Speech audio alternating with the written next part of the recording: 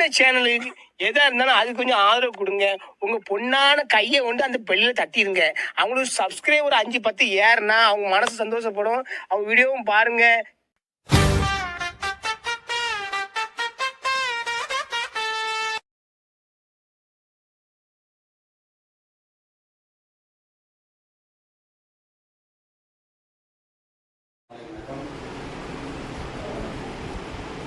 நாம் பொது உடைமை சோசலிசம் என்று பேசிக் கொண்டிருக்கிறோம். அதற்காக நமது வாழ்க்கையை அர்ப்பணித்துக் கொண்டிருக்கிறோம். ஆனால் இந்த தத்துவத்திற்கு எதிரான தத்துவம், அதுவும் சர்வாதிகார தத்துவம் என்று இந்த பாசிசம் நாசிசம் என்ற தத்துவம் மனித குலத்தை கொன்று குவித்த இருபெரும் சர்வாதிகாரிகளால் உருவாக்கப்பட்டதுதான் இந்த பாசிசம் நாசிசம் என்ற தத்துவம். நாம் வெறும் பொது உடைமை அப்படின்னா என்ன அப்படின்றத தெரிந்து வைத்துக் கொள்வதை விட இந்த பாசிசம் நாசிசம் எப்படி எவ்வளவு மோசமாக இருந்தது, எவ்வளவு கொடுமையானது, அந்த சர்வாதிகார ஆளுநர்கள் அந்த காலத்துல மக்கள் எப்படி ஒடுக்கப்பட்டார்கள், நசுக்கப்பட்டார்கள். அரசாங்கம் தான் உயர்ந்தது, அதுதான் கடவுளுக்கு இணையானது, அரசன் தான் கடவுளுக்கு இணையானது அப்படின்றது மக்களுக்கு மதிப்பே கிடையாது. அந்த இடத்துல அரசாங்கத்துக்கு எதிராக எந்த குரலுமே கொடுக்கக்கூடாது. ஜனநாயகம், சமத்துவம், சகோதரத்துவம், சோசலிசம், கம்யூனிசம் எல்லாமே இந்த பாசிசத்துக்கும் நாசிசத்துக்கும் எதிரான கொள்கைகள். அப்படிப்பட்ட கொள்கைகள் தான் அது. அதை பற்றிய ஒரு நூல் வந்தது. அந்த நூலை நம்முடைய அருமை தோழர் வழக்கறிஞர் செந்தில்குமார் அவர்கள் வாசித்துக் கொண்டிருப்பதாக நம்ம தோழர் சொல்லிக் கொண்டிருந்தார். தோழர் இடதுசாரி இயக்கத்தை சார்ந்தவர், கல்வி தளத்தில் இயங்கிக் கொண்டிருப்பவர், ஆசிரியராகவும் பணியாற்றி வருபவர், வழக்கறிஞராகவும் பணியாற்றி வருபவர் என்று அவர் நம்மிடையே பேச வந்திருக்கிறார். அந்த நூலை நாம யாருமே படிக்கலன்னு நினைக்கிறேன். வேற ஏதாவது படிச்சுமா? யாருமே படிக்கல. அந்த நூலை நாம் கண்ணால் காண முடியவில்லை. தோழர் அதை ஜெராக்ஸ் எடுத்துதான் வாசித்திருக்கிறார். அந்த பாசிசத்தின் கொடுமைகள் எப்படிப்பட்டது என்பதை பற்றி அவர் நம்மிடையே பேச இருக்கிறார். அந்த நூல் குறித்து ஒரு விமர்சன உரையை அவர் வழங்கியிருக்கிறார். வருகை புரிந்திருக்கின்ற சிறப்பு விருந்தினர் வழக்கறிஞர் செந்தில்குமார் அவர்களை இந்த அனாட்டமி ஆஃப் பாசிசம் என்கிற நூலை பற்றி பேச அன்புடன் அழைக்கிறோம். முக்கியமாக வரவேற்கிறது. எனக்கு ஒரு சில விஷயத்தை நான் தெளிவுபடுத்திடுறேன். நான் 2001 வரைக்கும் திருச்சி பக்கத்தில் பிறந்து வளர்ந்து அங்கே தான் படித்து முடிச்சுட்டு அதுக்கப்புறம் சென்னையில் வேலை செய்ய போகிறேன். ஐடியில் வேலை செய்கிறேன். சென்னையில், ஹைதராபாத்தில், பெங்களூரில் இப்படி 3 இடத்துல வேலை செஞ்சுட்டு 2015 போல் வேலையை விட்டுறேன். ஐடியில் இருந்து வேலையை விட்டு டீச்சராக ஜாயின் பண்ணுறேன் ஒரு ஸ்கூலில். பெங்களூர் ஸ்கைனர் ஸ்கூலில் ஒரு மாற்றுப்பள்ளி. அது அந்த மாற்றுப்பள்ளியில் நான் டீச்சராக வேலை செய்கிறேன். அதே பள்ளியில் என் பொண்ணு நிலான்ற பொண்ணு 6 வயசுல ஜாயின் பண்ணுறான். 5 வயசுல கிண்டர் கார்டன் ஜாயின் பண்ணுறான். அப்புறம் 1, 2, 3 அப்படியே படிக்கிறான். அதுக்குள்ள என் மனைவியும் ஐடியில தான் இருந்தாங்க. 2019 அவங்களும் வேலையை விட்டுறாங்க.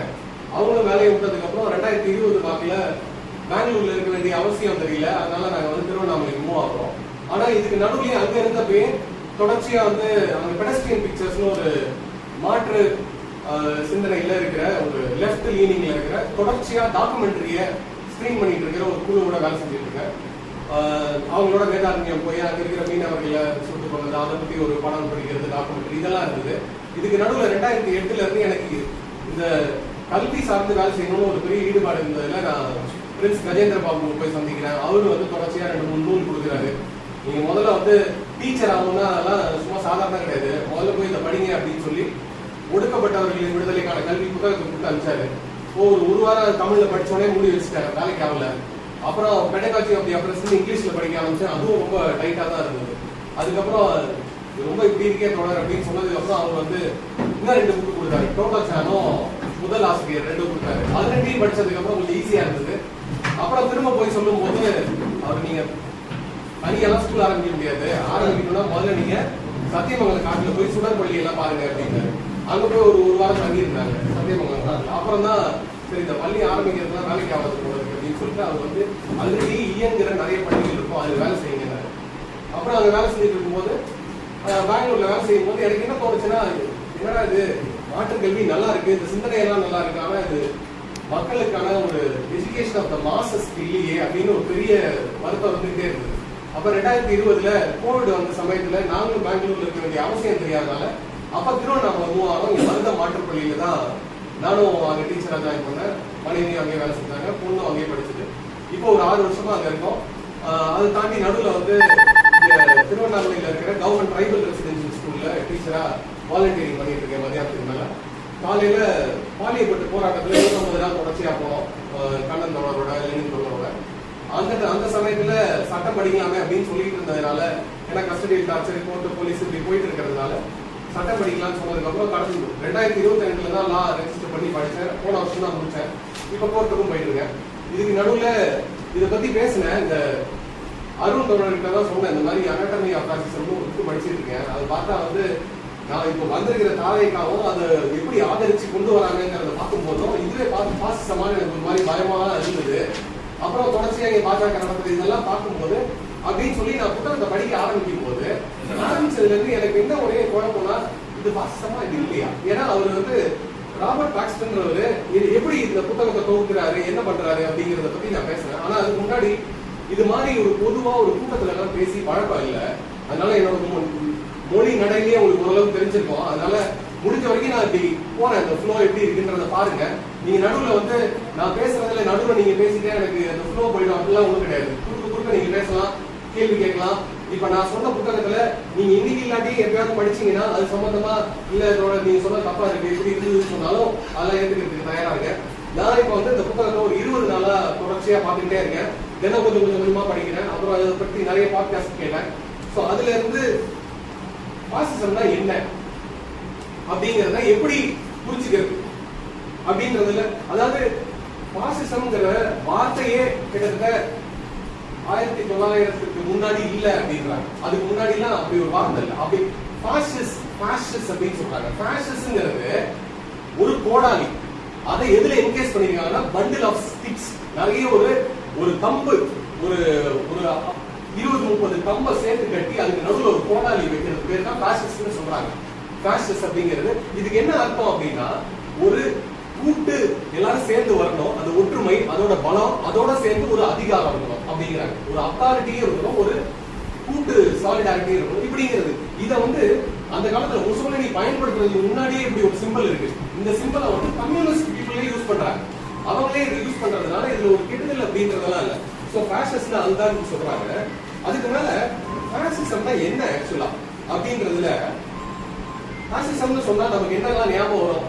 இப்ப நம்ம ஊர்ல சொன்னா தாய் துண்டு போட்டுக்கிட்டு அப்படியே கிடு ஓடுறாங்க, எல்லாரும் அம்பலமாக ஓடுறாங்க யூபியில, அது ஞாபகம் வருமா? இல்ல வந்து பிளாக் ஷர்ட்ஸ் சொல்றாங்க இட்டாலியில பிளாக் ஷர்ட்ஸ் போட்டுட்டு ஊரெல்லாம் போனாங்க. அயர்லாந்துல கிரீன் ஷர்ட்ஸ் சொல்றாங்க. இப்படி ஒவ்வொரு ஊர்ல ஒவ்வொரு இதுவே வந்து ஜெர்மனில இந்த மாதிரி சல்யூட் அடிக்கிறது, இதெல்லாம் பாசிஸ்டா இப்படின்னு நிறைய தொடர்ச்சியா சொல்றோம். அது இல்லைன்னா ஒரு எக்ஸ்ட்ரீம் நேஷனல் ப்ராபகேண்டா, அதாவது தேசியம் தான் முக்கியம் உசுப்பேத்தி விடுறதா, இல்ல வெறுப்ப கட்டுறதா, இல்ல இது வந்து வெறும் ஹிட்லரா, முசோலினியா, இப்படி எல்லாம் இருக்கு. ஆனா இதுல முக்கியமானது என்ன அவர் சொல்றாருன்னா, இதெல்லாம் இல்ல, இதெல்லாம் நம்ம பார்க்கிற ஒரு கடைசியா இருக்கிற அடையாளங்களா தெரியுது. ஆனா பாசிசம்ங்கிற இந்த கூரை புரிஞ்சுக்கணும்னா அவர் இந்த அனாட்டமில என்ன சொல்றாருன்னா, இது எப்படி நடக்குதுன்னு பார்க்கணும், எப்படி நவுறுதுன்னு பார்க்கணும். இதை வந்து ஒரு நவுனா பார்க்காது, அதாவது ஒரு பெயர் சொல்லா பார்க்காதீங்க பாசிசம், அது ஒரு வினை சொல்லா பாருங்க. அது உரு மாறிக்கிட்டே இருக்கு. அப்ப அதை எப்படி பார்க்கணும் அப்படின்னு அவர் சொல்றாரு. அது ரொம்ப முக்கியமான ஒரு விஷயம். எப்படி வந்து அதாவது கன்சர்வேட்டிவ்ஸ் சொல்ற அந்த பழமைவாதிகள் அவங்க ஒரு பயத்துல ஒரு இடத்துக்கு போறாங்க. எப்ப இது ஒட்டு மொத்தமா 1914 அப்புறம் நடக்குது.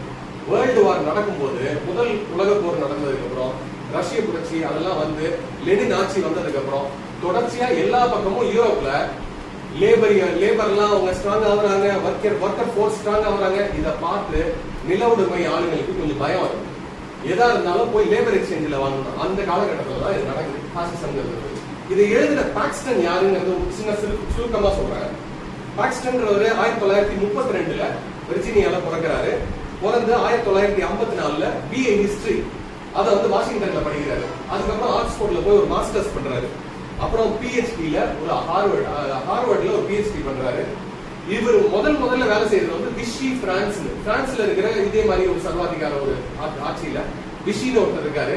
அவரை பத்தின புத்தகம் தான் முதல்ல எழுதுறாரு. அப்புறம் ஐ ஆஃப் விஷின்னு ஒரு டாக்குமெண்ட்ரியும் ஒன்று பண்றாரு. இதை ஒட்டி 1998 ஒரு பேப்பர் ஒன்று எழுதுறாரு. அந்த பேப்பர் வந்து 5 stages of fascism அப்படின்னு ஒரு பேப்பர் எழுதிட்டு அதுக்கப்புறம் அதையே ஒரு புக்கா மாத்துறாரு 2004 எப்பன்னு நம்ம எப்படி புரிஞ்சுக்கிறதுனா, அப்பதான் வந்து இந்த ட்வின் டவர் இந்த கிராஷ் நடக்குது. 9/11 சொல்றாங்க கிராஷ். அது நடந்ததுக்கு அப்புறம் ஜார்ஜ் புஷ் அப்ப இருக்காரு. ஆப்கானிஸ்தான் மேலையும் ஈராக் மேலையும் போர் தொடுக்கிறாங்க. இது பயங்கரமான ஒரு போர் நடக்குது. அதே சமயத்துல அங்க வந்து ஆன்டி கே பில் ஒண்ணு கொண்டு வரதுக்கு யூஎஸ்ல முயற்சி பண்ணிட்டு இருக்காங்க. இந்த காலகட்டத்துல தான் இந்த புத்தகத்தை எழுதுறாரு. அப்ப வந்து ஒரு ஸ்ட்ராங்கான லெஃப்ட் யூஎஸ்ல தான் இல்ல. அப்ப பாசிசம்னா என்ன அப்படிங்கறத இந்த புத்தகத்தை அந்த காலகட்டத்துல எழுதுறாரு. இப்ப இந்த பாசிசம்னா என்னன்றதுல உண்மையிலே இன்னைக்கு இருக்கிற கண்டெம்பரரி இதுல ட்ரம்ப் ஒரு பாசிஸ்டா, மோடி ஒரு பாசிஸ்டா அப்படிங்கறத பார்க்கும்போது இவர் என்ன சொல்றாரு, இந்த புத்தகத்தை படிச்சவங்க முதல்ல பாக்ஸ்டனும் ஒரு கருத்து சொல்றாரு. அவர் இன்னும் உயிரோட இருக்கிறதுனால ஃபர்ஸ்ட் ட்ரம்ப் செஷன் வரும்போது இது பாசிஸ்ட் இல்ல அப்படிங்கிற மாதிரி அவர் சொல்றாரு. ஆனா ரெண்டாவது இதுல அவரே மனசு மாறுறாரு. பாசிசம்னா என்ன அப்படின்னா ஒரு பயத்தை உண்டு பண்றது, மக்கள் கிட்ட ஒரு தீராத ஒரு பயத்தை உண்டு பண்ணி அதை எதிர்க்கிறது. எதிர்ப்பக்கம் யார் இருப்பாங்க? லெப்ட் தான் இருப்பாங்க. லெப்ட் தான் பாசிஸ்டோட மிகப்பெரிய எதிரி. அந்த இடதுசாரிகளை எதிர்த்து இருக்கிற எல்லாத்தையும் உசுப்பேத்தி விட்டு இந்த பாருங்க நீங்க, ஏன்னா இங்க வந்து ஒரு வர்க்க போராட்டம் நடக்குது. அந்த காலகட்டத்துல வர்க்க போராட்டம் நடக்கிறதுனால மக்கள் பிளவுபட்டு இருக்காங்க. அதை எல்லாரையும் ஒண்ணு சேர்க்கணுங்கிறதுக்காக நீங்க ஹிந்துஸா இருந்தாலும் சரி, முஸ்லிம்ஸா இருந்தாலும் சரி, கிறிஸ்டியனா இருந்தாலும் சரி, எல்லாரும் வாங்க. பெரியாரும் இருக்கு, இதுவும் இருக்கு, அம்பேத்கரும் இருக்கு, நாச்சியாரும் இருக்கு, இப்படின்னு எல்லாத்தையும் சேர்த்து சொல்ற மாதிரி. ஆனா ஒரு எதிரி, இங்க யார் ஒரு எதிரி? இங்க திமுக எதிரி. அங்க யார் எதிரி? அங்க முஸ்லிம்ஸ் எதிரி.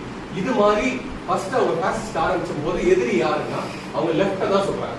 அந்த லெஃப்ட எதிரியா வச்சு, அவங்களோட சித்தாந்தத்தை எதிரியா வச்சு ஒரு உசுப்பேத்தி விடுறதுதான். எப்படி இதை கொண்டு வர்றது? இத ஆனா எப்பவுமே பாசிஸ்ட் வந்து தனியாக அவங்க இல்ல. இது ஒரு ஆன்டி செமிட்டிசம்ங்கிறது இந்த ஜூஸ் அவங்களோட மதத்தை குறிக்கிறது. அந்த மதமே சரியில்லை அப்படின்னு சொல்றது, அதோட ஆதிக்கத்தை ஒழிக்கணும்ன்றது, அது மட்டும் இல்ல பாசிஸ்ட். இப்படி நிறைய விஷயம் சொல்றாரு. இந்த நிறைய விஷயம் சொல்லும் போது அன்னைக்கு கிட்டத்தட்ட 1913-14 டைம்ல எங்கெல்ஸ் என்ன எழுதுறாங்கன்னா, இந்த மாதிரி எல்லாருக்கும் ஓட்டு கிடைச்சிருச்சுனாலே, இருக்கிற மக்கள் எல்லாருக்கும் ஓட்டு கிடைச்சிருச்சுன்னா கட்டாயம் வந்து ஒர்க்கர்ஸ் எல்லாம் ஓட்டு போடுவாங்க. அப்புறம் இது ஒரு புரட்சி வந்துடும், சோசியலிஸ்ட் புரட்சி வந்துடும், எல்லாரும் ஒர்க்கர்ஸ் தான் ஆளுவாங்க அப்படின்றாங்க.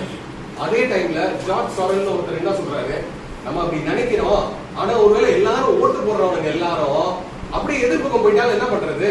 அந்த மாதிரி ஒரு சூழல் வரத நம்ம மார்க்சிசம் வந்து ஒழுங்கா பார்க்கல அப்படின்னு ஜார்ஜ் சாரல் ஒருத்தர் ஒரு இது சொல்றாரு. இதுக்கு முன்னாடி 1850கள் 60கள்ல டெமோக்ரஸி அப்ப அமெரிக்கால இருந்த காலகட்டத்துல அலெக்சிஸ் டோக்வெல்னு ஒருத்தர் இருக்காரு. அவர் என்ன சொல்றாரு, அங்க போய் பார்த்துட்டு இந்த டெமோக்ரஸியை பார்க்கறதுக்கு பிரமிப்பா இருக்கு, ஆனா என்ன ஒண்ணு பயமா இருக்குன்னா, எல்லாரும் ஓட்டு போட்டவங்க எல்லாரும் முட்டாள்தனமா ஒண்ணு பண்ணாங்கன்னா மீதி இருக்கிறவங்களுக்கு அது ஒத்து உத வேண்டிய நிலைமை வந்துருமே, அந்த கன்ஃபார்மிஸ்டான ஒரு இடத்துக்கு வந்துருமே, அது ஒரு சிக்கல் தானே அப்படின்னு இது நிறைய பேர் சொல்றத இவர் அப்படியே எழுதிக்கிட்டே வராரு. இவரு 5 ஸ்டேஜ் சொல்றாரு. 5 ஸ்டேஜ் பாசிசம்ல என்ன அப்படின்னு அவர் சொல்றாருன்னா, முதல்ல ஃபர்ஸ்ட் ஒரு மூவ்மெண்ட்டை கட்டி அமைக்கிறது, எல்லாரையும் பயமுறுத்தி எப்படி வந்து ஒரு ப்ராபகேண்டா பண்றது. முதல்ல அந்த கிரியேஷன் ஆஃப் மூவ்மெண்ட் சொல்றாரு. ரெண்டாவது அந்த மூவ்மெண்ட் கொண்டு வந்ததுக்கு அப்புறம் ரெண்டாவது ஸ்டேஜ் என்ன பண்ணுறோம்னா டேக்கிங் ரூட்ங்கிற வேர் விட்டு அவங்க எல்லாருக்கும் மனசு ஃபர்ஸ்ட் எல்லாரும் உசுப்பேத்தி வந்துட்டாங்க. அதுக்கப்புறம் டேக்கிங் ரூட், ஒவ்வொரு இடமா வேர் விட்டு எப்படி இதை வந்து ஆழப்படுத்துறது அப்படிங்கறத ரெண்டாவது சொல்றாரு. மூணாவது என்ன சொல்றாரு, சீசிங் த பவர், அதாவது அந்த பவர் எப்படி கைப்பற்றுறது அப்படிங்கிறது, அந்த ஒரு ஆதிக்கத்தை எப்படி கைப்பற்றுறது, அந்த நாட்டை எப்படி கைப்பற்றுறது, இது மூணாவது. நாலாவது என்ன சொல்றாரு, அந்த கைப்பற்றின நாட்டை எப்படி இதுக்கு மேலும் மேலும் மேலும் ஒரு ஆதிக்கம் செலுத்துறது, பவரை எப்படி லீகலா கொண்டு வந்துட்டே இருக்கிறது, இது நாலாவது சொல்றாரு. அஞ்சாவதா இது ஒண்ணு தீவிரமா போய் ராடிகலைசேஷன் இருக்கும், இல்லைன்னா மட்டுப்பட்டு என்ட்ராபின்னு இருக்கும்ன்றாரு. இதுதான் இந்த ரெண்டு விஷயமா கடைசியில முடியுது. இந்த 5மே எல்லா ஊர்லயும் எல்லா நாட்டிலையும் நடக்கல. இது 5மே கடைசி வரைக்கும் போனது இத்தாலியிலையும் ஜெர்மனிலையும் தான் நடந்திருக்கு. மீதி எல்லா நாட்டிலையும் இது இதே படிநிலையில வரிசையா போகுன்றதெல்லாம் இல்ல. ஒவ்வொரு இடத்துல சில இடத்துல ஃபர்ஸ்ட் ஸ்டேஜ் இருக்கலாம், தேர்ட் ஸ்டேஜ் இருக்கலாம், செகண்ட் ஸ்டேஜ் இருக்கலாம், முன்னும் பின்னுமா கூட இருக்கலாம். இதுல இருக்கிற எல்லாருமே எப்பவுமே சப்போர்ட் பண்ணுவாங்கிறதும் இல்ல. ஒரு சில பேர் முதல் ஸ்டேஜ்ல இருப்பாங்க, ஒரு சில பேர் 2வது ஸ்டேஜ்ல இருப்பாங்க, இல்ல 3வது ஸ்டேஜ்ல இருப்பாங்க. அப்படி ஏறுவாங்க இறங்குவாங்க, இது ஒரு பஸ் மாதிரி அப்படின்னு சொல்றாரு. இப்ப இதுல ஒரு ஸ்டேஜா பார்க்கலாம். இதுல யாரு எப்படிப்பட்ட அந்த குரூப் இருக்கும் அப்படிங்கறதெல்லாம் கொஞ்சம் கொஞ்சமா சொல்றேன். ரொம்ப வேகமா போனாலும் நான் கொஞ்சம் ஸ்லோ பண்ணிக்கிறேன். எப்படி போலாம் அப்படிங்கறத நீங்க சொல்லுங்க. நடுவில் நிறுத்தலாம், கேள்வி கேட்கலாம். இது பொதுவா அவர் என்ன சொல்றாருன்னா, அந்த ஒரு குரூப்ப எப்படி பாக்குறது. இப்ப வந்து ஒரு மூவ்மெண்ட் கட்டி அமைக்கிறது அப்படின்னா முதல்ல வந்து நம்ம எல்லாரும் பாதிக்கப்பட்டவங்க அப்படின்னு சொல்றதுதான் முதல்ல. அதாவது இன்னைக்கு இந்து தேசத்துல பார்த்தா ஐயோ இங்க முஸ்லிம்ஸ் வந்துட்டாங்க, அவங்க பாட்டுக்கு இனப்பெருக்கம் பண்ணிட்டு இருக்காங்க, இஷ்டத்துக்கு பண்றாங்க, நிறைய கல்யாணம் பண்றாங்க, அந்த நாடு குடிச்சுக்கிட்டே இருக்காங்க. நிறைய பேர் ஒரு ஏரியால பாத்தீங்களா, உங்க ஏரியால கூட ஆளே இல்ல, இப்போ எவ்வளவு பேர் இருக்காங்க. இப்படி கட்டமைக்கிறது அவங்களை ஒரு விக்டிம் உண்டாக்குறது. நீங்க தான் இன்னைக்கு பாதிக்கப்பட்டவங்க. ஆனா இருக்கிறதுலே மெஜாரிட்டி அவங்க தான் இருப்பாங்க, காலகாலமா ஆண்டுட்டு இருப்பாங்க. நீங்க ரொம்ப பாதிக்கப்பட்டு இருக்கீங்க, உங்களுக்கு வந்து எதுவுமே இல்லை. ஆனா உண்மையிலே வேலை வாய்ப்பு இருக்காது, உண்மையிலே படிப்புல இருக்காது, விலைவாசி ஏறி இருக்கும். இதெல்லாம் இதுல இருக்கிற கோவத்தோட இருக்கும்போது இங்க பெரிய ஊழல் நடக்குது, இங்க கரப்ஷன் நிறைய இருக்கு, இங்க உங்களுக்கு பெரிய பாதிப்பு இருக்கு இப்படின்னு சொல்லி சொல்லி சொல்லி எல்லாரையும் ஒட்டுமொத்தமா சேர்த்துட்டு ஒரு எதிரிய கண் முன்னாடி நிறுத்துறது. அவங்க அங்க நிறுத்தின எதிரி வந்து அன்னைக்கு ஜூஸ் அவங்க நிறுத்தல, அவங்க நிறுத்துறது கம்யூனிஸ்ட் தான் நிறுத்தினாங்க. கம்யூனிஸ்ட், ட்ரேட் யூனிஸ்ட், சோசியலிஸ்ட் இவங்களை தான் அவங்க நிறுத்துறாங்க. இங்கே நம்ம வந்து முஸ்லிம்ஸ் எப்பவுமே நிறுத்திட்டு இருக்காங்க அந்த ஒரு எதிரியா. அப்ப இதுக்கு என்ன வேணும் அப்படின்னா, இதுக்கு நம்மளோட ஒற்றுமை தான் முக்கியம். நம்ம எல்லாரும் ஒன்னா இருக்கணும். இந்த மாதிரி முன்னாடி இருந்த மனிதாபிமானம் இதெல்லாம் பேசக்கூடாது. நம்ம எல்லாம் ஒன்னா இருக்கணும். தேவைப்பட்டா நம்ம வயலன்ஸ் எடுக்கவும் தயங்கக்கூடாது. யார வேணா இங்க வேணா அடிக்கிறதுக்கும் ரெடியா இருக்கணும். அப்படி எல்லாம் இருந்தாதான் நம்ம வந்து இந்த ஒரு சுத்தமான ஒரு நாட்டை, ஒரு பியூரான ஒரு தேசியத்தை உருவாக்க முடியும் அப்படின்னு தொடர்ச்சியா அவங்கள்ட்ட பேசி பேசி பேசி அந்த மூவ்மெண்ட் உண்டு பண்றது. இதுதான் முதல் வேலை அப்படின்றாங்க. அதாவது அப்புறம் மெஜாரிட்டி யார் இருக்காங்களோ அவங்களுக்கு மேல அவங்களுக்கு லா எல்லாம் கிடையாது, அவங்க என்ன வேணா பண்ணலாம். அவங்க நீங்க அதிகபட்சமா இருக்கீங்க, நீங்க சொல்றதுதான் சட்டம் அப்படின்னா நீங்க சொல்றதுதான் சட்டம், சட்ட புத்தகத்துல இருக்கிறதா விட்டுருங்க அப்படின்ற மாதிரி மாத்தி மாத்தி மாத்தி அவங்கள பிரெயின் வாஷ் பண்ணிக்கிட்டே இருக்கிறது தொடர்ச்சியா. இப்ப ரெண்டு ஆக்சுவலா ஒரு நிறைய கண்ட்ரில என்ன நடந்தது யூரோப்ல அப்படிங்கறது பாத்துக்கிட்டே இருக்காரு. இதுல இருந்து நான் 2 சாராம்சம், இத்தாலியில என்ன நடந்தது, ஜெர்மனியில என்ன நடந்ததுங்கிறது அப்படியே இந்த ஸ்டேஜ் வாரியா அவர் சொல்லியிருக்காரு. அந்த ஸ்டேஜ் வாரியா நடந்தது நானும் அப்படியே கொஞ்சம் கொஞ்சமா சொல்றேன், கேட்டுட்டே வாங்க. இல்ல ஃபர்ஸ்ட் இந்த ஃபேஷியோன்றது அந்த ஒரு பண்டலுக்குள்ளார ஆக்ஸ் வைக்கிறது அப்படின்னாரு. 23 மார்ச் 1919 இதுதான் முக்கியமான தேதியா அவர் சொல்றாரு. 23 மார்ச் 1919ல மிலான்ற நகரத்துல ஒரு கூட்டம் போடுறாரு. யாரு? முசோலினி ஒரு கூட்டம் போட்டு என்ன சொல்றாரு, அந்த கூட்டத்துல ஒரு 100 பேர் தான் பங்கேற்கிறாங்க. இவங்க தான் அடுத்த ஒரு 10 வருஷத்துல 20 வருஷத்துக்குள்ளார பெரிய ஒரு சர்வாதிகாரமோ பாசிசமோ உண்டு பண்ண போறாங்க. யாருமே நம்பி இருக்க மாட்டாங்க, அவரும் நம்பி இருக்க மாட்டாங்க அந்த காலகட்டத்துல. அப்ப அதுல யார் யார் இருக்காங்க? 3 குரூப் இருக்காங்க. ஒண்ணு வார் வெட்டரன்ஸ். அந்த ஃபர்ஸ்ட் வேர்ல்டு வார் முடிச்சு இத்தாலி வந்து ஜெயிக்கிற மாதிரி ஒரு சூழல். இத்தாலி ஜெயிச்ச மாதிரி தான், ஆனா பெருசா ஒரு நாடெல்லாம் அவங்க லேண்ட் எல்லாம் எக்ஸ்பேண்ட் ஆகல. அப்ப வார் வெட்டரன்ஸ் வராங்க. ரெண்டாவது ப்ரோ வார் சிண்டிகலிஸ்ட்னு சொல்றாங்க. சிண்டிகலிஸ்ட்ன்றவங்க இவங்க தான், அதாவது ட்ரேட் யூனியனிஸ்டா தான் இருக்காங்க. ட்ரேட் யூனியன் மெம்பர்ஸ்லயே ஒரு சில பேர் ரொம்ப தீவிரமா இருக்காங்க. அவங்க என்ன சொல்றாங்க, இந்த மாதிரி வந்து சில ட்ரேட் யூனியனிஸ்ட் வந்து பார்லிமெண்ட்லயும் இருக்கலாம், கொஞ்சம் கொஞ்சமா அப்படியே போராடலாம் அப்படின்றாங்க. இதுல ஒரு சில ட்ரேட் யூனியனிஸ்ட் வந்து நமக்கு போறதான் ஒரே இது அப்படின்னு சொல்லி ப்ரோ வார் சிண்டிகலிஸ்ட் கொஞ்சம் பேர் இருக்காங்க. மூணாவதா இருக்கிறது ஃபியூச்சரிஸ்ட்னு சொல்றாங்க. அதாவது கலை வடிவமா இருக்கிறதுல பக்கத்துக்கே ரொம்ப அட்டகாசமா இருக்கிற மாதிரி. இன்னைக்கு இப்ப இந்த சர்தார் வல்லபாய் ஸ்டாச்சு கட்டுற மாதிரி, ஒரு ராமர் கோயில் கட்டுற மாதிரி, அங்க வந்து அவருக்கு ஆமா அந்த மாதிரி, அதாவது கலை வடிவத்துல அப்படியே, அதாவது துரந்தர் படம் ரொம்ப முக்கியமான ஒரு எக்ஸாம்பிள். ஏன்னா கலைனா கலையோட சேர்ந்து வன்முறையோட இருக்கிற கலை, வயலன்ஸ அப்படி பியூட்டிஃபுல்லா காட்டுறது ரொம்ப முக்கியம் அப்படின்னு இந்த 3 குரூப் சேர்றாங்க. மிலான்ல கூப்பிட்டு சேர்ந்து நம்ம அவங்க என்ன நினைக்கிறாங்கன்னா, இந்த வார் வெட்டரன் சொல்றாங்க. வார்ல இருந்து புடிச்சிட்டு வந்தவங்க வயசானவங்க கிட்டத்தட்ட அவங்களுக்கு தலைவரா இருக்கிறவர் தான் முசோலினி இருக்காங்க. இவங்க எல்லாம் என்ன நினைக்கிறாங்க, நம்ம தானே இன்னைக்கு போர்ல போய் ஜெயிச்சுட்டு வந்தோம், நமக்கு தானே இந்த நாடு, நான் தானே இந்த நாட்டை ஆளணும்னு ஒரு எண்ணம் அவங்களுக்கு.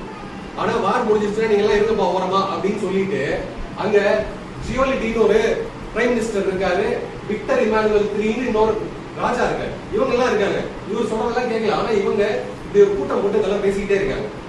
மார்ச் 23 இருந்து அடுத்த ஒரு மாசத்துக்குள்ள ஏப்ரல் 15, 1919 அடுத்த வேலை செய்யறாங்க.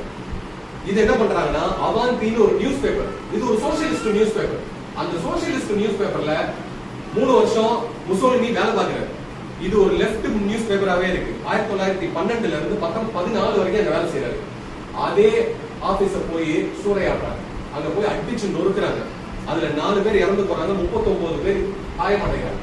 இதெல்லாம் பண்றது இந்த 100 பேர் சேர்ந்த கூட்டம் அங்க போய் இதெல்லாம் செயல்படுத்துது.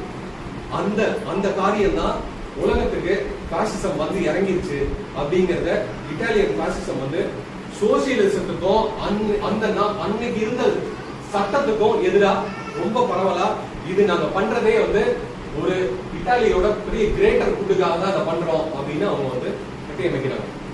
இது முதல்ல இது அந்த கிரியேஷன் ஆஃப் மூவ்மெண்ட்ல அடுத்த ஸ்டேஜ் டேக்கிங் ரூட். இந்த ஸ்டேஜ்ல என்ன பண்றாங்க, எப்படிதான் பண்ணாங்க அடுத்தது?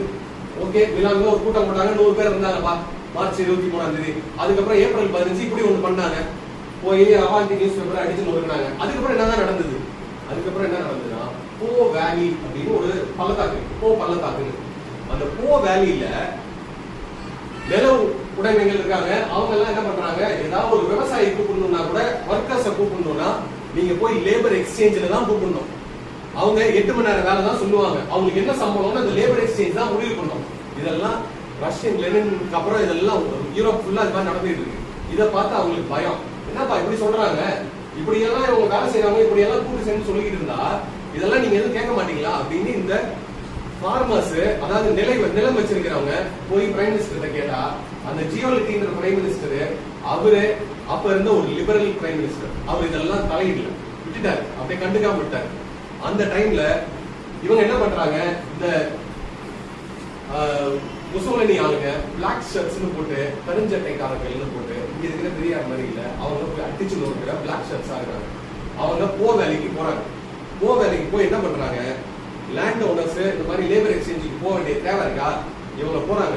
மொதல் 6 மாசம் 1921 மொதல் 6 மாசத்துல மட்டும் பிளாக் ஷர்ட்ஸ் என்னெல்லாம் பண்ணாங்கன்னா, அவங்க அழிச்ச அட்டூழியங்கள்ல 17 நியூஸ் பேப்பர், அதோட பிரிண்டிங் பிரஸ், 59 மக்களோட வீடு, இது எல்லாமே சோசியலிஸ்ட் ஹெட் குவார்ட்டர்ஸா இருந்த வீடு, 119 லேபர் சேம்பர், அங்கதான் எக்ஸ்சேஞ்ச் எல்லாம் நடக்கும், 107 கோஆபரேட்டிவ் சொசைட்டி, 83 பெசன்ட் லீக்ஸ் அவங்களோட ஒரு கூட்டம், 151 சோசியலிஸ்ட் கிளப், கல்ச்சுரல் கிளப். வெறும் ஜனவரி 1 இருந்து ஏப்ரல் 7, 1921 102 பேர் இறந்து போறாங்க. அதுல 25 பேர் பாசிஸ்ட்னா, மீதி 41 பேர் சோசியலிஸ்டும், 20 பேர் போலீஸும், மீதி பேரெல்லாம் இருக்காங்க. இதெல்லாம் நடக்கும்போது போலீஸ் வந்து கண்டுக்காம இருக்காங்க, ஓரமா ஒதுங்கி நிக்கிறாங்க. ஜியோலிட்டி இதெல்லாம் கண்டுக்காத விட்டுரு அப்படிங்கிற மாதிரி சொல்றாங்க. ஆனா ஒரு கட்டத்துக்கு மேல இது ஒண்ணுமே பண்ண முடியல. இப்ப யாரெல்லாம் சப்போர்ட் பண்றாங்கன்னா, யாரெல்லாம் நிலம் வச்சிருக்காங்களோ அவங்க எல்லாம் சப்போர்ட் பண்றாங்க. பெரிய பெரிய இண்டஸ்ட்ரி ஓனர்லாம் சப்போர்ட் பண்றாங்க. ஏன்னா அவங்க எல்லாருக்கும் ஒர்க்கர்ஸ் வேணும். இதெல்லாம் அடிச்சு ஒழிச்சா பிளாக் ஷர்ட்ஸை வச்சு நம்ம குடிச்சிடலாம், வேணுங்கிற லாபத்தை சம்பாதிக்கலாம்னு பிளாக் ஷர்ட்ஸ்க்கு இவங்க எல்லாம் தொடர்ச்சியா சப்போர்ட் பண்றாங்க. இதே காலகட்டத்துல ஜெர்மனியில என்ன நடக்குது அப்படின்னா, ஜெர்மனியில ஸ்லைஸ்விக் ஹால்ஸ்டிங்னு ஒரு கிராமம், ஒரு ஊரு. அந்த ஊர்ல மட்டும்தான் நாட்சிஸ் 51% ஓட்டு வாங்கி ஜெயிக்கிறாங்க 1928. அவங்க ஜெயிச்சதுக்கு அப்புறம் இந்த ஒரு இடம் மட்டும் ஹிட்லர் வந்து மாஸ் எலக்டரேட்டா ஜெயிக்கிறாரு.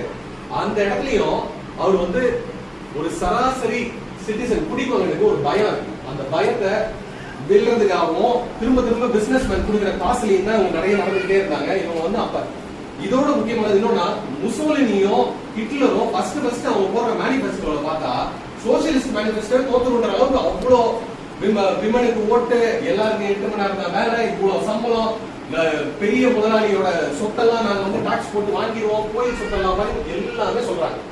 ஆனா ஹிட்லர் வந்து ஒரு பக்கம் மேல போய் அந்த 25 பாயிண்ட் எல்லாம் ஒதுக்கிட்டு யார்கிட்ட பேசுறாரு, ஃபர்ஸ்ட் பிசினஸ் ஓனர் கிட்ட பேசினா அவங்களுக்கு பிடிச்ச மாதிரி பேசுறாரு, எல்லாருக்கும் அவங்களுக்கு ஏத்த மாதிரி பேசி பேசி பேசி அவர் இந்த கிரியேட்டிங் மூவ்மெண்ட்டை தொடர்ச்சியா அவர் அந்த வேலையை பண்ணிட்டு இருக்காரு.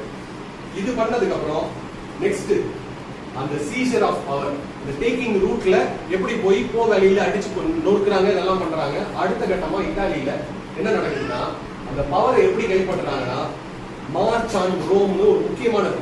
ரோம் மார்ச் ஒரு பெரிய விஷயம். அது ஒரு பயங்கரமான ஒரு இத்தாலியில இப்படி நடந்திருக்கவே முடியாதுன்னு ஒரு கட்டமைக்கிறாங்க. ஆனா ராபர்ட் பாக்ஸ்டன் என்ன சொல்றாருன்னா, அது ஒரு மித்துன்றது, இதெல்லாம் ஒரு பொய், ஒரு வதந்தி, அப்படி எல்லாம் நடக்கல. உண்மையிலேயே என்ன நடந்ததுன்னா 1922 அக்டோபர் 28 மிலான்ல இருந்து இவங்க எல்லாம் முடிவு பண்றது என்னன்னா, நம்ம போறோம், போய் கைப்பற்றுறோம், ரோம் மன்னரை வந்து பிடிக்கிறோம், அந்த நாட்டை கைப்பற்றுறோம் அப்படின்னு சொல்லி 30,000 பேர் அனுப்புறாரு. அதை அனுப்பும் போது பெரிய படை தளபதி மாதிரி முசோலினி முன்னாடி எல்லாம் போல, அவர் ஸ்பெயின் பார்டர்ல உட்கார்ந்துருக்கு. இவனுக்கு போய் மாட்டிக்கிட்டாங்கன்னா நம்ம அப்படியே அந்த கூட ஓடிடுவோம் அப்படின்னு அப்படிதான் உட்கார்ந்துருக்கு. அவர் வரவே இல்லை அன்னைக்கு.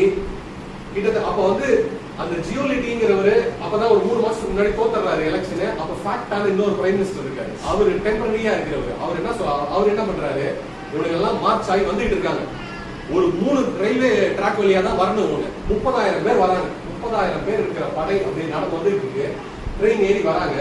இவங்க அந்த ஃபேக்டா வந்து கிட்டத்தட்ட அந்த 3 ஸ்டேஷன்லயும் 400 போலீஸை வச்சு 20,000 பேரை நிறுத்துறாங்க. 20,000 பேருக்கு மேல நின்னுட்டாங்க. அதுக்கப்புறம் இருக்கிற 9,000 பேர் மட்டும் எப்படியோ இங்கேயும் அங்கேயும் போய் மழை பனி எல்லாத்துலயும் நனைஞ்சு கிடஞ்சி வராங்க. சொதன்னு அந்த 9,000 பேரை அப்ப ஃபேக்டா என்ன சொல்றாரு, கிங் விக்டர் இமானுவேல் 3 அவர்கிட்ட ஒரே ஒரு கையெழுத்து போடுங்க, மிலிட்டரி இறக்குங்க, அடிச்சு நொறுக்குங்க, இது ஒண்ணுமே பிரச்சனை இருக்காது அப்படின்னு சொல்றாரு. ஆனா விக்டர் இமானுவேல் அதை மறுத்துறாரு. கடைசி வச்சுக்கிறாரு. அதை மறுத்துட்டு அவர் ஒரு பதட்டமாகி, இந்த பிளாக் ஷர்ட்ஸோட தொல்லை ரொம்ப தாங்க முடியல, அவனுங்க ஒரு பக்கம் வேலையில ஒரு அட்டுமையம் பண்றானுங்க, மக்கள் எல்லாம் கொஞ்சம் வீதியில இருக்காங்க. பிளாக் ஷர்ட்ஸ் இப்படி 30,000 பேர் வரும்போது வெறும் 9,000 பேர் வந்தாலும் அவங்களுக்கு ஒண்ணுமே இல்லாம வெறும் சாப்பாடு கொடுத்தா கூட அனுப்பிச்சுட்டு இருந்துக்கலாம். ஆனா அதை பண்ணாம அந்த நேரத்துல அவர் முசோலினியை கூப்பிட்டு, நீ தான் நான் பிரைம் மினிஸ்டர்ஷிப் கொடுக்குறேன் அப்படின்னு. அதுதான் பண்ண மிகப்பெரிய தப்புன்னு நிறைய பேர் சொல்றாங்க. அந்த பிரைம் மினிஸ்டர்ஷிப் கொடுக்கும்போது அவரு அதுக்காக வந்து இவங்களோட படை மேல இருந்தெல்லாம் வரல, அவர் ஒரு குதிரையிலையோ இவங்களோட படையோட சேர்ந்தெல்லாம் வரல. அவர் ஒரு ட்ரெயின்ல ஒரு ஸ்லீப்பர் கிளாஸ் போட்டு அன்னைக்கு வந்துட்டு இருக்காரு. நைட்டு தூங்கி எந்திரிச்சு காலையில வந்து வரும்போதே ஒரு வேற ஒரு ட்ரெஸ், ஒரு மாதிரி பிளாக் ஷர்ட் ஒன்று போட்டுக்கிறாரு, ஒரு கோட் ஒன்று போட்டுக்கிறாரு, வினோதமா உள்ள நுழைச்சு அங்க ஒரு பெரிய ஒரு டயலாக் கொடுறாரு, மன்னிக்கணும் என்னோட உடைக்கு, நான் வந்து போர்க்களத்துல இருந்து வந்துட்டு இருக்கேன், அதனாலதான் இப்படி இருக்கு அப்படின்றாரு. இன்னைக்கு படிச்சாங்கன்னா இன்னைக்கு இருக்கிற ஜெனரேஷன் இதை விட ஒரு கிரிஞ்சி டயலாக் இல்லப்பாங்க. அந்த மாதிரியான ஒரு வரவேற்பா தான் இருக்கு. அதனால இந்த மார்ச் ஆன் ரோம் வந்து பயங்கரமான ஒரு போலி விஷயம் அப்படின்னு ஒரு பதிவு பண்றாரு. இதுக்கு சமமா நவம்பர் 8 1923 ஜெர்மனியில என்ன நடக்குது அப்படின்னா, இவர் பாக்குறாரு, ஓகே முசோலினி அங்கிருந்து போனாரு, மார்ச் ஆன் ரோம் போனாரு, அடிச்சு காலி பண்ணாரு, அவர் எப்படியோ வந்து பிரைம் மினிஸ்டர் ஆயிட்டாரு, நம்மளும் அதே மாதிரி பண்ணிடுவோம் அப்படின்னு ஹிட்லர் முடிவு பண்ணி, ஹிட்லர் வந்து மியூனிக் பியர் ஹால்னு ஒண்ணு சொல்றாங்க. அந்த மியூனிக் பியர் ஹால்ல நம்ம போவோம், அங்க பாவேரியன் மினிஸ்டர் இருக்காங்க, லீடர் இருக்காங்க, அவரை கடத்துவோம். அவரை கடத்திட்டோம்னா ஆட்சி கவிழ்ப்பு ஆயிடும், நம்ம பெர்லின் கவர்மெண்ட்டை பிடிச்சிடலாம், பிடிச்சிட்டா நான் ஜெர்மனிக்கு ராஜா அப்படின்னு முடிவு பண்ணிடுறாரு. இவர் போறாரு. நவம்பர் 8 ஒரு பெரிய படையோட போய் பிடிக்கலான்னு போறாங்க. நவம்பர் 9 அங்க துப்பாக்கி சூடு நடக்குது. துப்பாக்கி சூடு நடந்தோடனே எல்லாரும் ஓடுறாங்க. அன்னைக்கு ஹிட்லர் முடிவு பண்றாரு, எக்காரணத்தை கொண்டும் இந்த மாதிரி அத்துமீறலோட நம்ம பண்ண முடியாது, நம்ம எது பண்ணாலும் சட்டப்படி தான் பண்ணணும் அப்படின்னு முடிவு பண்ணிட்டு, அதுக்கப்புறம் இந்த மாதிரியான வேலைக்கு அவர் இறங்கல, நம்ம இந்த மாதிரி லீகல் மீன்ஸ் வழியா பண்ணுவோம் அப்படின்னு சொல்லிட்டு 1923 அப்புறம் அவரு வெறும் மேடை பேச்சுல இருந்து இந்த மாதிரியான வேலையே பண்ணிட்டு இருக்காரு. அவரோட பேச்செல்லாம் எப்பவுமே எப்படி சொல்றாங்கன்னா, பொதுவா அப்ப இருந்த அவங்களோட பேச்செல்லாம் போனாங்கன்னா நல்லா ப்ரிப்பேர் பண்ணி ஒரு புக் மாதிரி, ஒரு சின்ன ஆடியன்ஸா இருந்தாலும் ஒரு படிச்ச ஆடியன்ஸுக்கு முறையா பேசுவாங்க அப்படின்றாரு. இவர் அப்படிலாம் கிடையாது, வந்தா எதையாவது பேச வேண்டியது, எதையாவது உணர வேண்டியது. ஆனா வரும்போதெல்லாம் பக்காவா ட்ரெஸ் பண்ணிட்டு வர்றது, பிளைட்ல வந்து இறங்குறது, ஒரு BMW கார்ல வர்றது. ஏன்னா மக்கள் அன்னைக்கு அதை பார்த்து எப்படி விஜயை பார்த்து இப்படி எல்லாம் கொந்தளிக்கிறாங்க, அந்த மாதிரிதான் இருந்தாங்க அன்னைக்கு. அதனால அதுதான் அன்னைக்கு வரவேற்கப்பட்டுச்சு அப்படின்னு தான் சொல்றாங்க. இவர் ஒன்றும் பெருசா ஒரு பெரிய இன்டெலெக்சுவலாலாம் அவர் இல்ல. 1923 அவர் அரெஸ்ட் பண்ணி உள்ள வச்சிடறாங்க. உள்ள வச்சதுக்கு அப்புறம் அங்கதான் உட்காந்து அந்த மெயின் காஃப் புக்கை வேற எழுதுறாரு. பொழுது போகாம ஒரு புக் எழுதி அதுல இருந்து சும்மா திரும்ப பேசிக்கிட்டு இதுதான் நடக்குது 1930 வரைக்கும். 1930 கிரேட் டிப்ரெஷன் வருது. அப்ப இந்த எக்கனாமிக் கொலாப்ஸ் வந்தோடனே அந்த டைம்ல இவங்களை எப்படியாவது நாசிஸும் கம்யூனிஸ்டும் பயங்கரமான ஒரு பவர் ஆயிடுறாங்க பார்லிமெண்ட்ல. ஒண்ணு இவங்க இருக்கணும், இல்ல இவங்க இருக்கணும், யாரை சேர்க்கறது அப்படின்னு பெரிய குழப்பம் வரும். இந்த ரெண்டு பேரும் இல்லாம ஆட்சியை நடத்த முடியாதுன்ற ஒரு முடிவு வரும்போது கம்யூனிஸ்ட் வந்தா நம்ம சொல்றதை கேட்கவே மாட்டானுங்க, அவனுங்க தான் ஆட்சி நடத்துவானுங்க. அதனால பிரான்ஸ் வான் பாப்பன் ஒருத்தர் இருக்காரு. அந்த பிரான்ஸ் வான் பாப்பன் என்ன பண்றாரு, நம்ம ஒண்ணும் தெரியாத ஹிட்லரை உள்ள வச்சுக்குவோம், அவரை சான்சலரா கொடுத்துருவோம், நம்ம வைஸ் சான்சலரா இருந்துப்போம், நம்ம ஆட்சி நடத்துவோம் அப்படின்னு நினைச்சு அவர் ஹிட்லரை கூப்பிட்டு நீ சான்சலரா இரு அப்படின்னு அன்னைக்கு சொல்றாரு. அதுல இருந்து என்ன சொல்றாங்க, அதாவது இது வந்து ஜனவரி 30, 1933 அன்னைக்கு இதை முடிவு பண்றாங்க. இதே டைம்ல கர்ட் வான் ஸ்லைட்டர்னு இன்னொருத்தர், அவர் என்ன சொல்றாரு, ஹிட்லர் எல்லாம் கூப்பிடாதீங்க, நம்ம மீதி எல்லாரையும் சேர்த்து ஒரு ஒருங்கிணைந்த ஆட்சி நடத்துவோம் அப்படின்னு அவர் பேசிட்டு இருக்காரு. இந்த டைம்ல ஹிண்டன்பர்க் தான் அந்த ஊரோட ராஜாவா இருக்கு. ஹிண்டன்பர்க் கிட்ட அவரோட பையன் போய் சொல்றாரு, இந்த கர்ட் வான் ஸ்லைட்டர் இருக்காரு, அவர் சும்மா ஏமாத்திட்டு இருக்காரு, உன்னை போட்டு தள்ளிட்டு அவரு ஆட்சி அமைக்க தான் பாக்குறாரு, ஒழுங்கா பிரான்ஸ் வான் பாப்பன் சொல்ற மாதிரி இவரை சேர்த்து ஹிட்லரை சேர்த்துன்னு அவங்க எல்லாம் ஒரு கூட்டு சதி பண்ணி உள்ள வராங்க. இது மூலமா என்ன சொல்றாருன்னா பாகிஸ்தான் இவங்க ஒரு எலெக்ஷன்ல ஒட்டுமொத்தமா ஜெயிச்சோ இல்ல ஒரு வெற்றிகரமான ஒரு ஆட்சி கவிழ்ப்பு பண்ணிடுவோம்னு ஒரு படையை எடுத்துட்டு வந்து ஆட்சி கவிழ்ப்பு பண்ணியோ இல்ல தனியா ஒரு ராஜா தனியான ஒரு வெற்றியை பயங்கரமா பேசி எல்லா மக்களையும் மயக்கி அப்படியும் இந்த மூணுமே நடக்கல. இவங்க மார்ச் ஆன் ரோமும் ஒரு போலி, இவரு இங்க கிரேட் டிப்ரெஷன் அப்ப சும்மா பிரான்ஸ் வான் பாப்பன் சும்மா ஒரு ஆளை வச்சு விடுவோம் அப்படிங்கிற மாதிரி வச்சதுதான் ஹிட்லர். இப்படிதான் வராங்க. இவங்க வந்ததுக்கு அப்புறம் இவங்களுக்கு யார் யாரெல்லாம் கூட இருக்காங்கன்னா அங்க எக்ஸிஸ்டிங் பவர் ஸ்ட்ரக்சர் அவங்க எல்லாரும் சம்பாதிக்கிறாங்க. அப்புறம் இருக்கிற எஸ்டாப்ளிஷ்மெண்ட், இருக்கிற இண்டஸ்ட்ரியலிஸ்ட், ஃபேக்டரி ஓனர், இவங்க எல்லாம் அந்த நில முதலாளிகள் இவங்க எல்லாம் சப்போர்ட் பண்ணி தான் எப்பவுமே பாசிஸ்ட் வந்தாங்க. அதையும் மீறி மக்களோட சப்போர்ட்டும் இருந்துகிட்டே தான் இருந்தது. மக்கள் வந்து அதனால பாசிஸ்ட்னா தனியா ஏதோ வானத்துல இருந்து குதிச்சோ அப்படி எல்லாம் வரல, இவங்க நமக்குள்ள இருந்த மாதிரி வராங்க. இதே மாதிரிதான் இந்த முக்கியமா இந்த பாக்ஸோ கேசஸ்ல எல்லாம் நிறைய கொஞ்சம் லைட்டா வெளியே போறாங்க. நிறைய செக்ஷுவல் அபியூஸ் எங்க நடக்கும்னா எங்கேயோ வெளியே இருந்தெல்லாம் யாரும் வரல, நம்ம வீட்டுக்குள்ள இருக்கிறவங்க, பக்கத்து வீட்டுக்காரங்க, வாத்தியார், டீச்சர், என்எஸ்எஸ் இப்படியே சுத்தி சுத்தி சுத்தி யாரு நம்பி இருந்தோமோ அவங்க தான் பண்ணிருக்கோம். அதே மாதிரி இந்த பாசிஸ்ட்லயும் வெளியே இருந்தாலும் யாரும் வர மாட்டாங்க, நமக்குள்ள இருந்தவங்க, நம்ம அசோசியேஷன்ல இருந்தவங்க ஒவ்வொருத்தரா பேசி பேசி பேசி அதுல இருந்து தான் வராங்க. அவங்களுக்கு சப்போர்ட் இல்லாம அது நடக்கல. அது வந்து ரெண்டு வார்த்தை சொல்றாரு, இது ரெவல்யூஷனரியாவும் இருக்கு ரியாக்ஷனரியாவும் இருக்கு அப்படின்றாரு. ரெவல்யூஷனரினா புரட்சினாலே முன்னாடி போறதுதான் இல்ல, அந்த காலகட்டத்துல புரட்சியோட இது மேல இருக்கிறது கீழே வரும், கீழே இருக்கிறது மேல போகுன்ற மாதிரி அன்னைக்கு இருந்த லேபர் ஒரு ஒர்க் ஃபோர்ஸ் முன்னாடி இருந்ததுல இருந்து ஒரு ரெவல்யூஷனா பின்னாடி போறதுக்கான காலம் தான் நடந்தது அப்படின்றதுதான் இதுல வந்து. இன்னும் அடுத்த ஸ்டேஜ் அப்படியே போலாமா, இல்ல எப்படி இருக்கு, எப்படி பேசுறது எப்படி இருக்கு, தூக்கம் வர மாதிரி இருக்கா? அதாவது அடுத்தது இதுல என்ன பண்றாங்கன்னா ஹிட்லர் வந்து பார்லிமெண்ட்டுக்கு வராரு, வந்துட்டாரு. இப்ப அந்த இவரு ராஜா ஆயிடுறாரு, இவரு வந்து பிரைம் மினிஸ்டர் ஆயிடுறாரு, இது சான்சலர் ஆயிடுறாரு, அவரு அங்க பிரைம் மினிஸ்டர் ஆயிடுறாரு. இது சீசர் ஆஃப் பவர் வந்துச்சு. எக்ஸசைஸ் ஆஃப் பவர் எப்படி பண்றாங்க, என்னதான் பண்றாங்க அதுல அப்படின்னா, அதுல ஒரு எனேபிளிங் ஆக்ட் அப்படின்னு ஒரு விஷயத்த இதுல பண்றாங்க. ஹிட்லர் வந்து பண்றாரு. ஹிட்லர் எனேபிளிங் ஆக்ட் என்ன பண்றாரு, மார்ச் 5 சரி ஓகே இவங்க வந்து ஜனவரி 30 அவங்களை வந்து சேர்த்துறாரு, நீங்க வந்து சான்சலர் ஆயிடுங்க. மார்ச் 5ஆம் தேதி ஹிண்டன்பர்க் வந்து ஒரு எலெக்ஷன் வைப்போம்பா, நீதான் சான்சலரு ஆனாலும் எலெக்ஷன் வைப்போம், எலெக்ஷன் வச்சு நீ ஜெயிக்கிறியான்னு பார்ப்போம் அப்படின்னு எலெக்ஷன் வைக்கிறாரு. எலெக்ஷன் வச்சு அதுல மெஜாரிட்டி எல்லாம் வரல, ஏதோ ஒரு மாதிரி ஒரு 27% 30% தான் ஓட்டு போடுறாங்க. அந்த 30% ஓட்டை வச்சுக்கிட்டு இவங்க பார்லிமெண்ட்ல தொடர்ச்சியா எதுவும் பில் எல்லாம் பாஸ் பண்ண முடியாது. ஒவ்வொரு தடையும் பார்லிமெண்ட்ல பில் பாஸ் பண்ணணும்னா நம்மள மாதிரியே அங்க 2/3 மெஜாரிட்டி இருந்தாங்க. அப்ப இவங்க என்ன பண்றாங்க, அன்னைக்கு இருந்த கம்யூனிஸ்ட தவிர பார்லிமெண்ட்ல இருந்த கேத்தலிக்ஸ், கன்சர்வேட்டிவ்ஸ், மீதி ஆளுங்க எல்லாரையும் சேர்த்து ஒண்ணு மிரட்டி இல்ல நசுக்கி ஏதோ பண்ணி ஒரு எனேபிளிங் ஆக்ட்னு ஒரே ஒரு சட்டத்தை மட்டும் கொண்டு வராங்க. அந்த எனேபிளிங் ஆக்ட கொண்டு வந்து பாஸ் பண்ணதுக்கு அப்புறம் அந்த ஆக்ட் என்ன சொல்லுதுன்னா, ஒவ்வொரு பில்லு பாஸ் பண்றதுக்கும் நீ பார்லிமெண்ட கூட தேவையில்ல, கேபினெட்ல இருக்கிற நீங்களே பண்ணிக்கலாம் அப்படிங்கிற மாதிரி அதை 4 வருஷத்துக்கு பண்றாங்க. 1933 இருந்து 37 வரைக்கும் அந்த எனேபிளிங் ஆக்ட் இருக்கு. அந்த எனேபிளிங் ஆக்ட் இந்த 4 வருஷத்துக்குள்ளார அவர் என்ன பண்ணிடுறாரு, மீதி பார்ட்டி எல்லாம் டிசால்வ் பண்ணிடுறாரு. 1937 அவரே தனி கட்சி மாதிரி வந்துருது.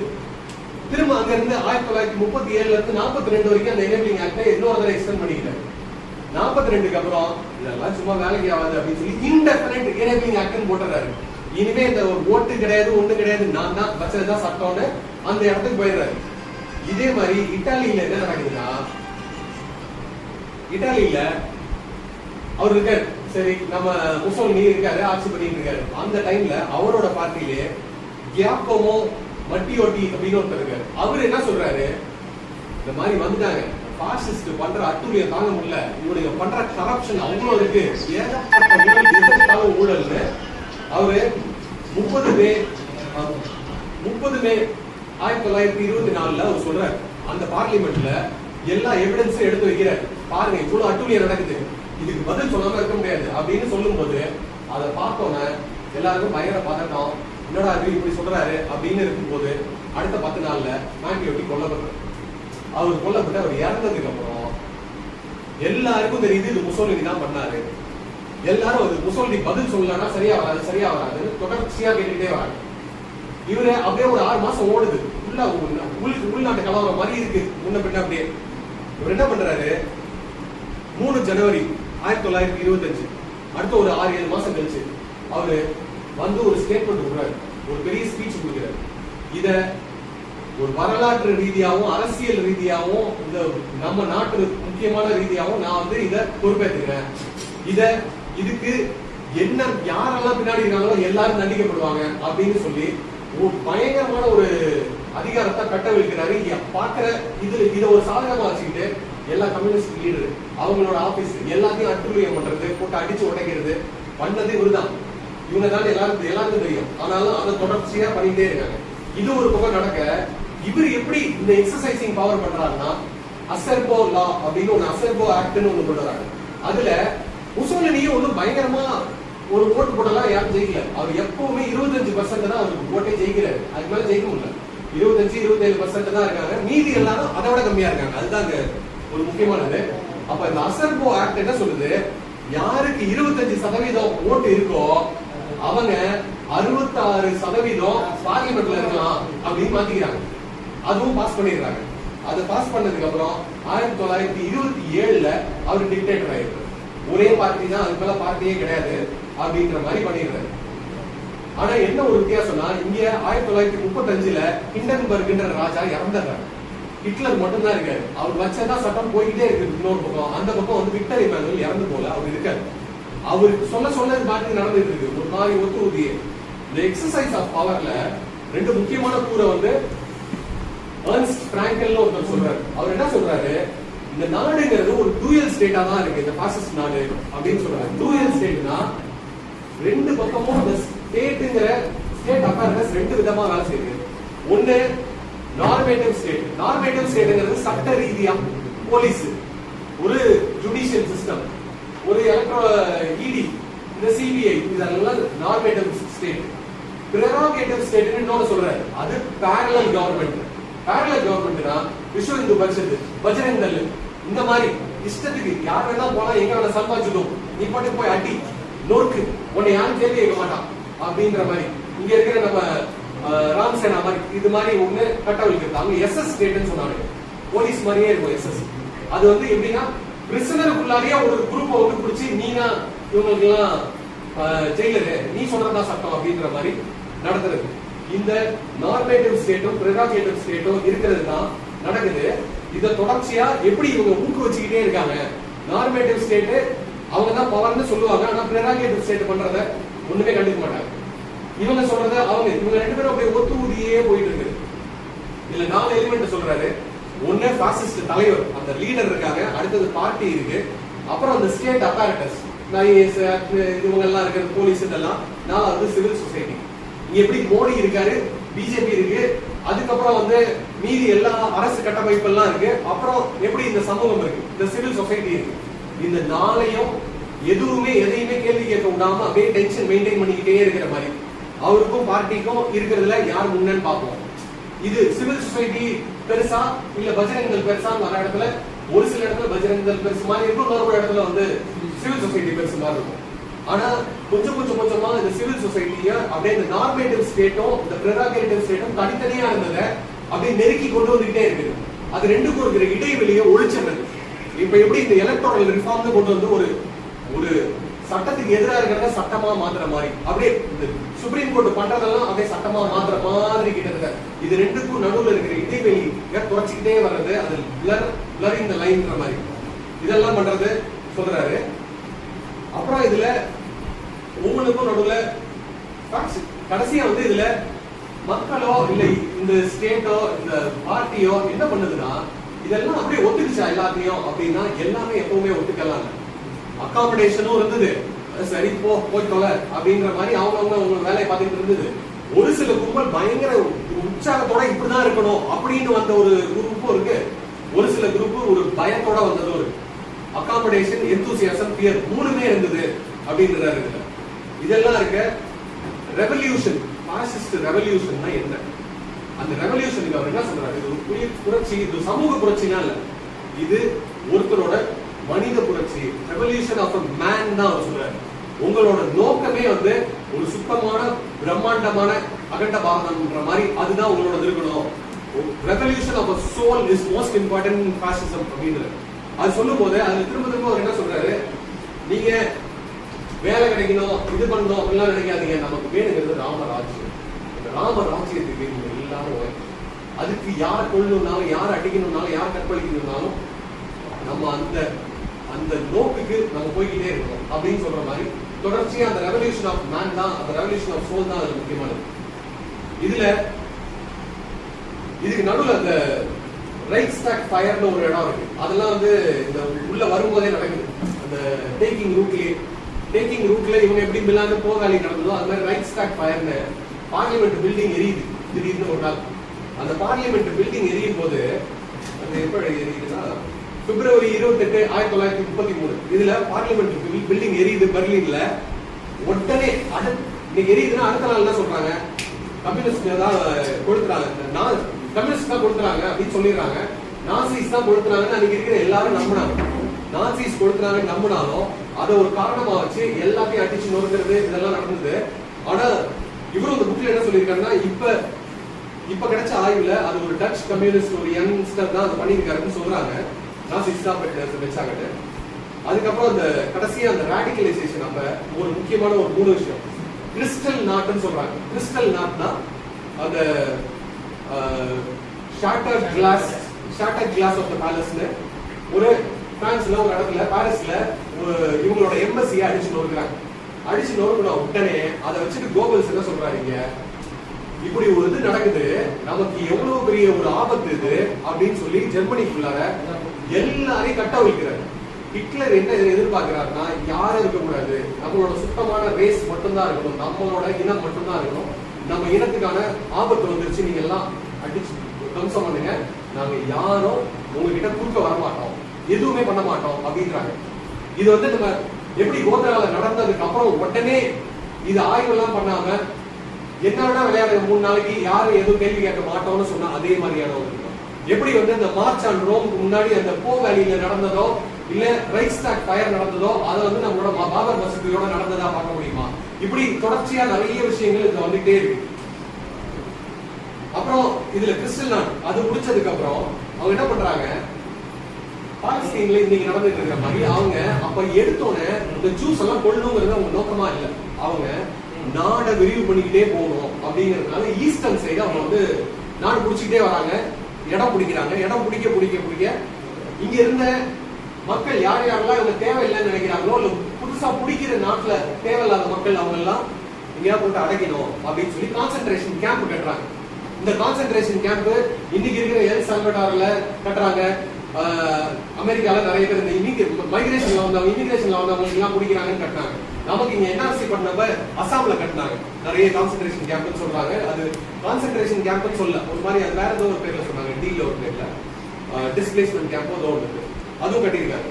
அப்புறம் தொடர்ச்சியா இந்த பாப்புலேஷன் ஜாஸ்தி ஆகிக்கிட்டே போகுது ஈஸ்டர்ன்ல. அந்த இடத்துல ஒரு பயங்கரமான ஒரு டிராபிக் ஜாம் வருது. இப்படி இருந்ததுன்னா 1940களுக்கு மேல அவங்களால வந்து சோவியத் ரஷ்யாக்குள்ள போக முடியல. அந்த பக்கம் வந்து பயங்கரமான ஒரு நெருக்கடி வர்றதுனால இதுக்கு மேல நம்ம போனோம்னா நம்ம தோத்துருவோம், ஜெர்மனி முடிஞ்சிடும் அப்படிங்கிறதுனால ரிட்டர்ன் வர வேண்டிய ஒரு சூழல் இருக்கு. ரிட்டர்ன் வரும்போது இவ்வளவு மக்கள் என்ன பண்றதுன்னு தெரியல. அவங்க அந்த டைம் ரிட்டர்ன் வரும்போது அப்படியே அங்கங்க கான்சென்ட்ரேஷன் கேம்ப்ல வைக்கிறாங்க. அங்க அதுக்கு மேல அவங்கள அந்த கான்சென்ட்ரேஷன் கேம்ப் வழி எப்படி கொல்லணும்னு உங்களுக்கு புரியல, ஆனா கொல்ல ஆரம்பிக்கிறாங்க. அந்த டைம்ல தான் 3 ட்ரெஸ் ரிஹர்சல் நடக்குதுன்றாங்க. அதாவது ஒரு முன் ஆயத்தமா என்ன பண்ணணுங்கிறதுக்கான ஒரு பிராக்டிஸ். அதுல முதல் ரிஹர்சல் யூத்தனேஷியானா அப்படியே இவங்கள யாரெல்லாம் தீரா நோயில இருக்காங்களோ இல்ல ரொம்ப உதவாத ஒரு வயசானவங்களா இருக்காங்களோ அவங்கள மருந்து கொடுத்து கொள்றது. இது முதல் ரிஹர்சல் நடக்குச்சு. இவங்களை எப்படியாவது ஒழிச்சுட்டா போதும் அப்படின்னு சொல்லி அதுல கிட்டத்தட்ட T4 ப்ரோக்ராம்னு சொல்றாங்க. அந்த T4 ப்ரோக்ராம்ல 70,000 பேர் கொல்லப்படுறாங்க ஃபர்ஸ்ட் ட்ரெஸ் ரிஹர்சல். அடுத்த இந்த ட்ரெஸ் ரிஹர்சல் முடிஞ்சு அடுத்ததுல பொலிட்டிக்கல் அண்ட் கல்ச்சுரல் எலிட்ஸ் எங்கெல்லாம் போய் பிடிக்கிற நாட்டுல இருக்கிற பொலிட்டிக்கல் சோசியலிஸ்ட் கம்யூனிஸ்ட் அதுல இருக்கிற தலைவர்கள் அதுல இருக்கிற ஆதிக்கம் செஞ்சுட்டு இருக்கிறவங்க நாட்டை நடத்திக்கிட்டு இருக்கிறவங்க அவங்க எல்லாம் பிடிச்சு அவங்கள கொள்றது ரெண்டாவது. மூணாவதா சோவியத் பிரிசனர்ஸ், அங்க இருந்து சோவியத்ல போனப்ப யாரெல்லாம் மாட்டினாங்களோ அவங்க எல்லாம் கொள்றது. இதை அந்த சைக்ளோன் பின்னு சொல்ற ஒரு கெமிக்கலை வச்சு ஆஷ்விட்ஸ்ல ஒரு பயங்கரமான ஒரு இதுல இதை கட்டமைக்கிறாங்க. அங்க ஃபர்ஸ்ட் அந்த பிரிசனர் ஆஃப் வார்ல ஒரு 600 பேரை தான் ஃபர்ஸ்ட் கொள்றாங்க. இவங்க ஃபர்ஸ்ட் இவங்க மேனுவலா கொண்டுகிட்டு இருந்ததுல இருந்து மெக்கனைஸ்டா கொள்றாங்க. மெஷின் வச்சு கொள்ளணும் அப்படின்னு நினைக்கிறாங்க.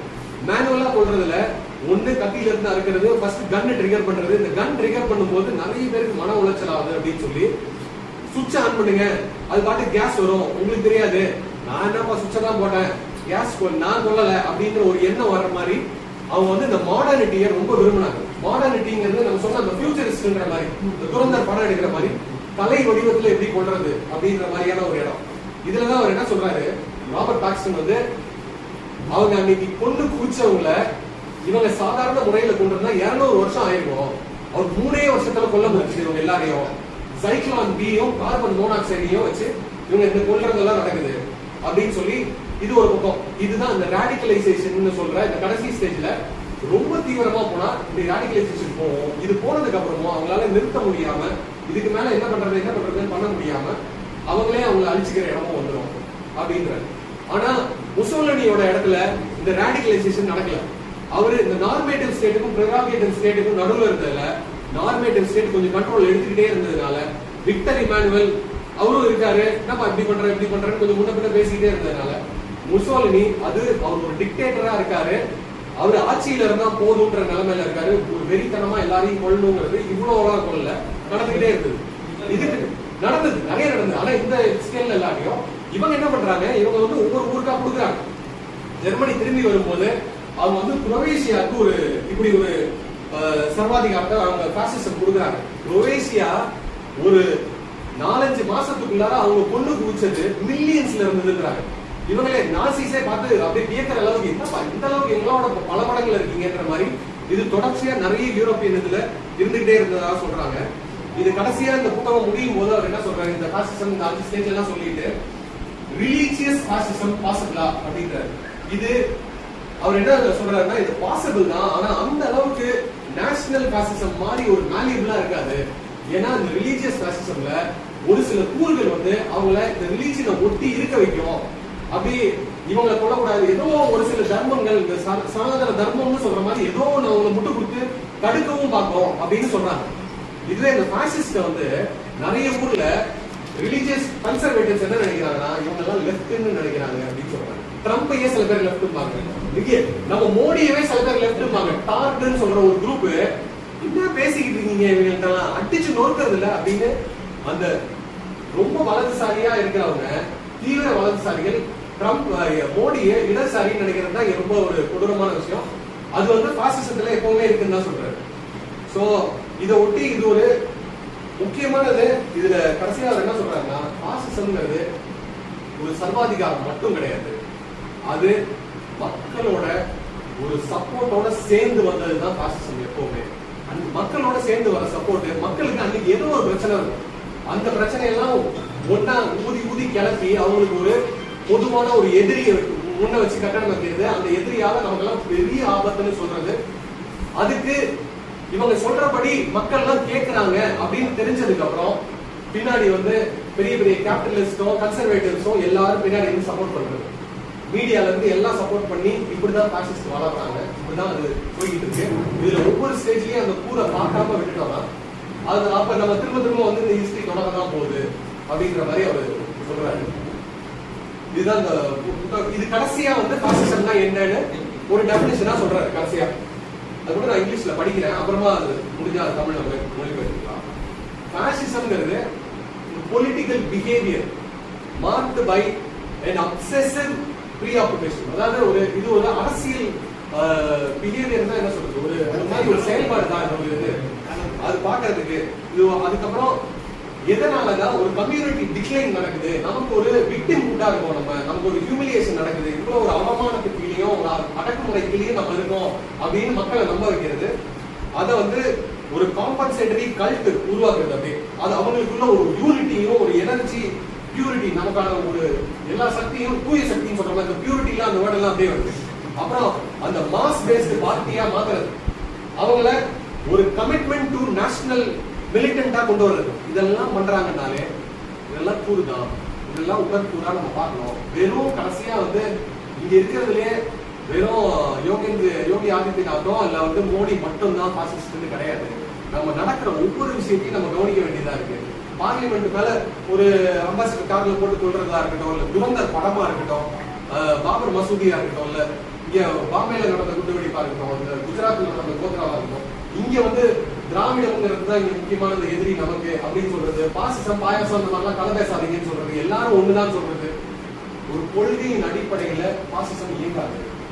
இங்க நமக்கு வந்து நம்ம ஒருவேளை வந்து அது வந்து அப்படியே மாட்டிக்கிட்டு போய்கிட்டே இருப்பாங்க. அடுத்த கட்டம் அது மாறிக்கிட்டே இருக்கும்.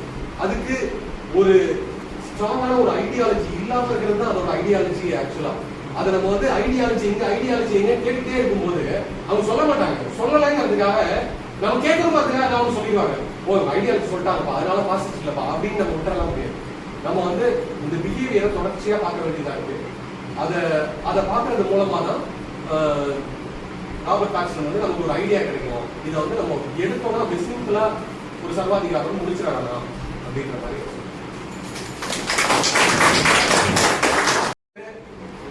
நிறைய கேட்டிருப்பீங்க, நிறைய அரசியல் இயக்கத்துல இருந்திருப்பீங்க. நான் அப்படி இல்லை, நான் வந்து தொடர்ச்சியா வேற இயக்கத்துல இங்க கொஞ்சம் யாரோட சேர்ந்து மக்களுக்கு வேலை செய்யறாங்களா அங்க இருக்கலாம் அப்படின்ற மாதிரி பண்ணிட்டு இருக்கிறதுனால நான் எனக்கு பாசிசம்ன்ற புரிதல் எப்படி இருந்ததோ அதுல இருந்து நிறைய இந்த புத்தகம் படிச்சதுக்கு அப்புறம் மாறி இருக்கு. அதனால இதுவே சரியானதும் இருக்கும்னு சொல்ல முடியாது. நம்மளும் வந்து இந்த சயின்ஸையே அப்படிதான் சொல்றாங்க. சயின்ஸுங்கிறது அதாவது மாறிக்கிட்டே தான். இன்னைக்கு காலகட்டத்துல இதுதான் உண்மை அப்படிங்கிற மாதிரி சேஞ்ச் ஆகிக்கிட்டே தான் இருக்கும். அது சேஞ்ச் ஆகிக்கிட்டே இருக்கிறது நம்மளோட புரிதலும் கொஞ்சம் மாறும். எப்படி போச்சு என்ன இருந்தாங்க, நான் பாட்டுக்கு ஒரு ஃப்ளோல போய்கிட்டே இருந்தேன். கொஞ்சம் ஏற்றி இறக்கி எல்லாம் பேசணும்னு சொல்லுவாங்க. அப்படி பேசாதனால கூட கொஞ்சம் தூக்கம் வர மாதிரி இருந்திருக்கலாம். மறக்காம சர்ப்ரைஸ் பண்ணுங்க. தேங்க்யூ.